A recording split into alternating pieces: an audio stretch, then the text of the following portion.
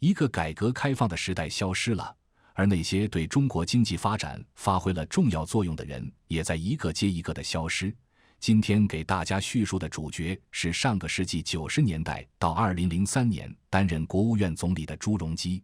关于朱镕基的功与过，很多文章都有过描述和总结。我也认为中共建政以来几任总理，朱镕基是最有人格魅力、最有魄力、最值得一说的总理。他当时面临的金融改革、国企改革任务最为艰巨，风险也最大，不是缝缝补补，而是改天换地，他承担的压力当然也最大。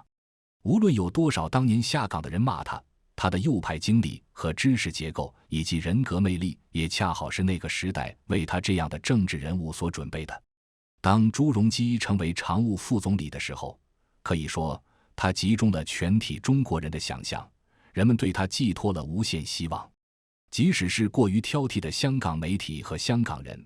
对中国拥有朱镕基这样的领导人感到欣慰。不仅如此，朱镕基坦率真诚的风格、立志改革的决心和对经济发展的真知灼见，都让海内外耳目一新。在他2003卸任的时候，人们深深意识到朱镕基为中国推动改革开放进程做出的重大贡献，但同时，由于中共体制本身的限制，改革开放的成果并非尽如人意。恰恰这一体制又正是朱镕基立志改革的目标之一。朱镕基是中共执政几十年来给外界留以深刻印象的中共总理，也是深受西方世界好评的中国总理。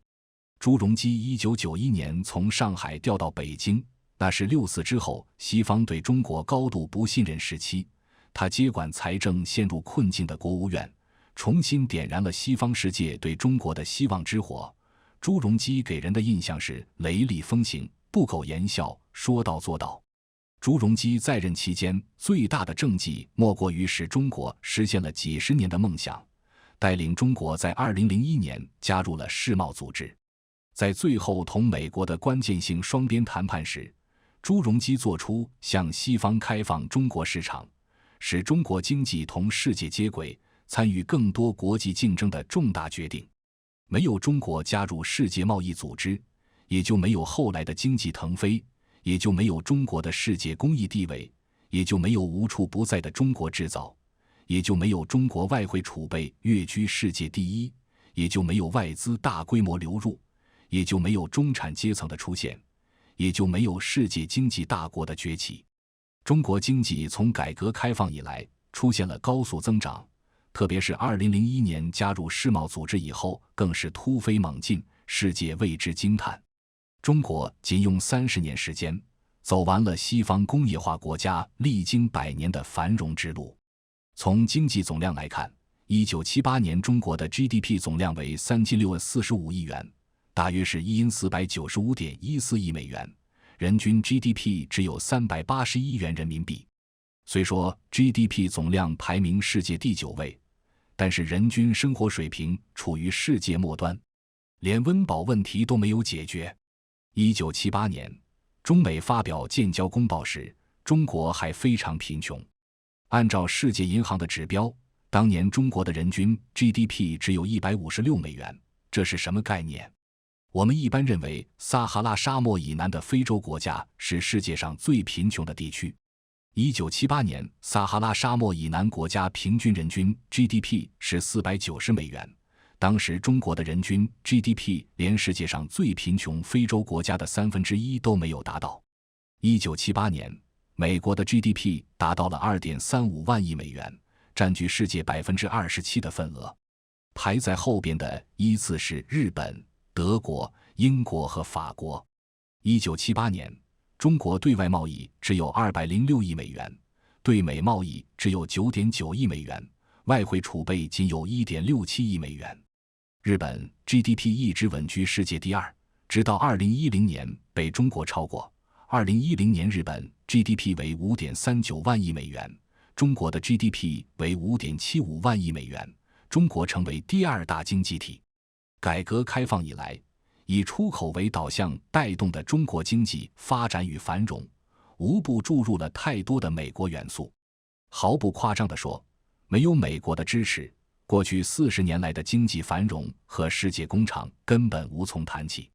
特别是2001年，中国在美国支持下加入世贸组织 WTO， 对中国经济快速崛起发挥了关键作用。美国从1985年对中国出现6亿美元的贸易逆差开始，到2018年，美国对中国贸易逆差高达4192亿美元，创历史纪录，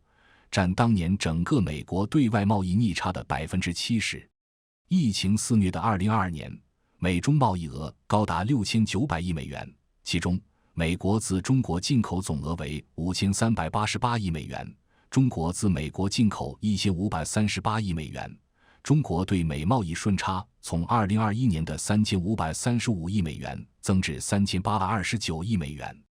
2023年，中美双边贸易额为6644.51亿美元，其中中国对美出口5002.91亿美元，自美进口1641.60亿美元。中国对美贸易顺差依然高达3361亿美元。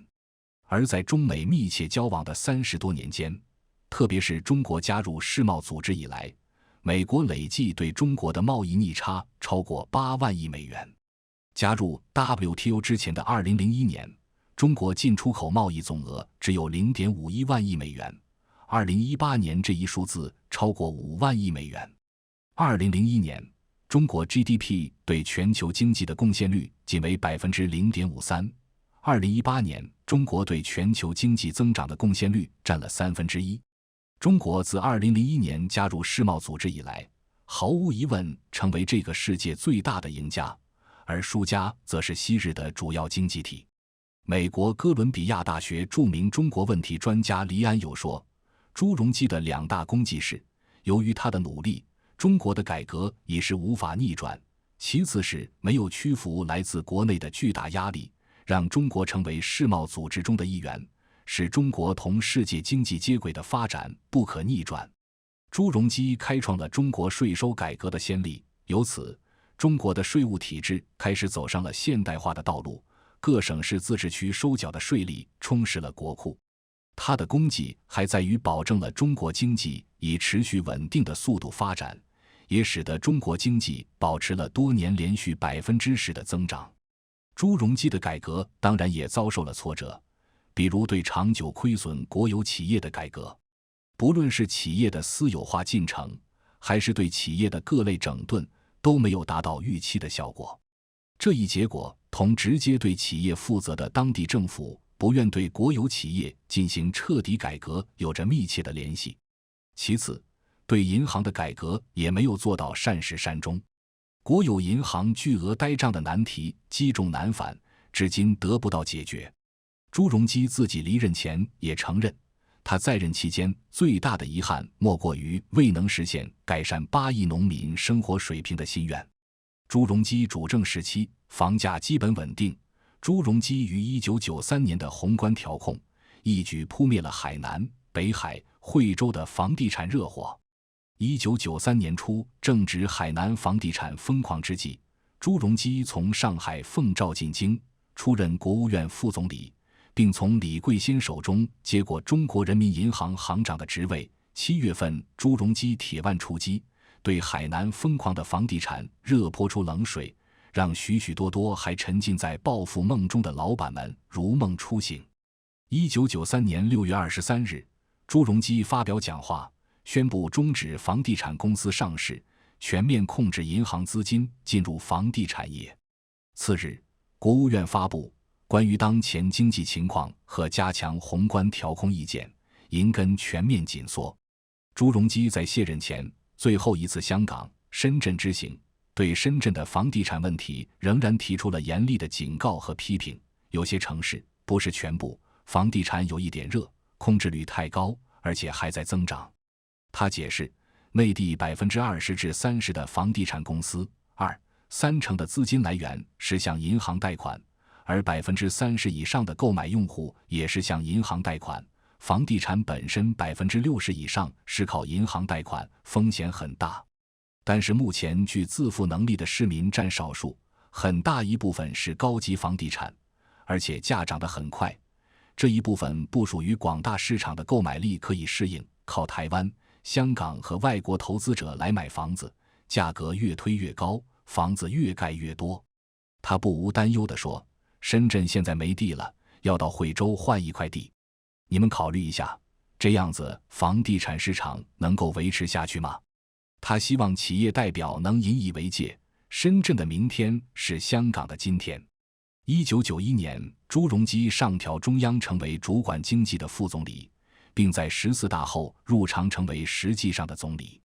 当时中国刚刚经历国内的学潮动乱，国外苏联解体，政改之路几乎被堵死，经济上面临着价格双轨制的困扰。2度累积的经济沉疴让中共意识到，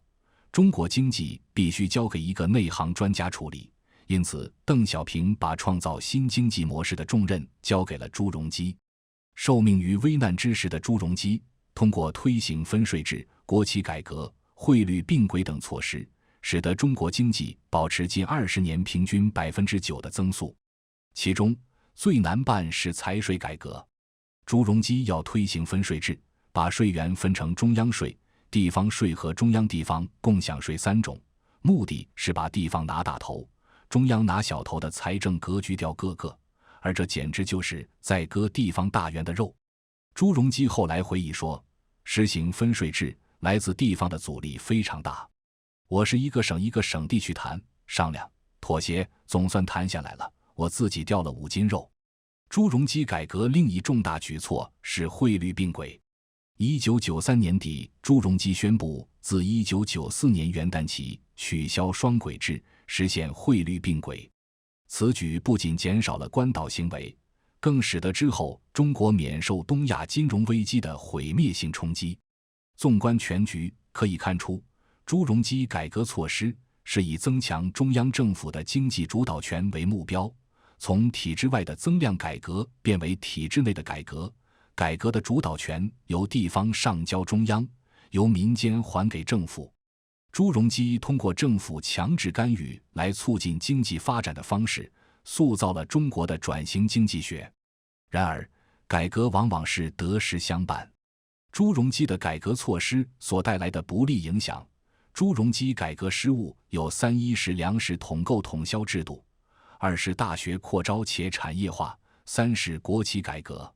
第一点争议最小，连朱镕基自己也承认；第2点有点争议，但不怎么公开，其实大家心里明白；第3点争议最大。朱镕基在涉及国企改革方面，因缺乏行之有效的方案和具体到位的策略，加之官僚集团以权谋私的推波助澜，导致改革出现恶化。大量国企员工下岗没有得到安置和分流，大量资产流失或被个人侵吞，产生了权钱勾结，造成严重的社会问题。不过，我们今天可以谴责国企改革的诸多失误，但是过分地指责朱镕基是不公平的。这是因为在政治体制不变的情况下，任何改革都会南辕北辙。朱镕基国企改革的失误，在某种程度上体现出现行政治体制使得中国官僚阶级明修栈道、暗度陈仓、巧取豪夺成为可能。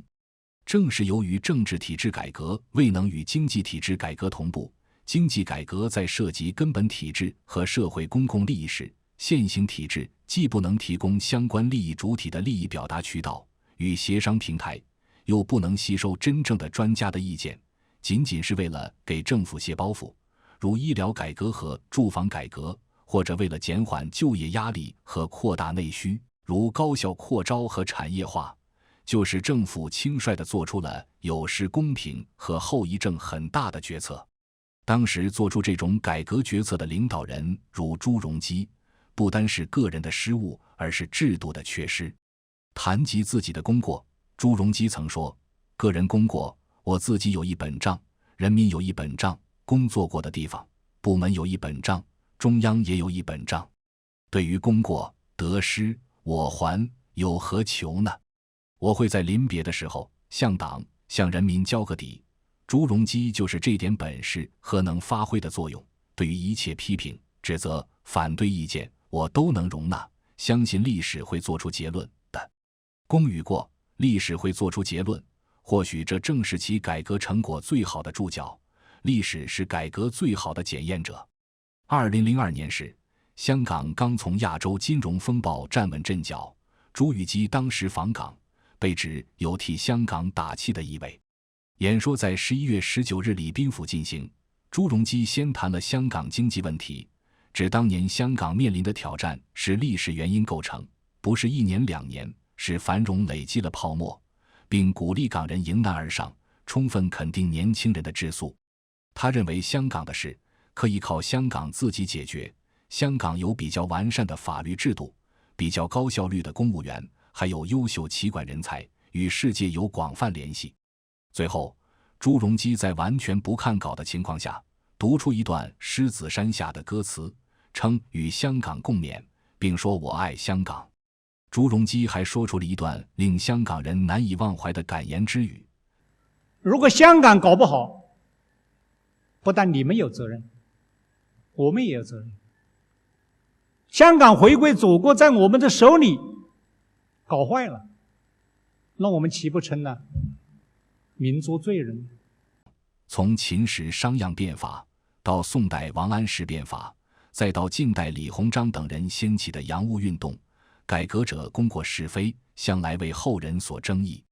但不争的是人们对变革者勇气与魄力的肯定。在中国，变革者往往没有落得好下场，管仲、商鞅、王安石莫不如此。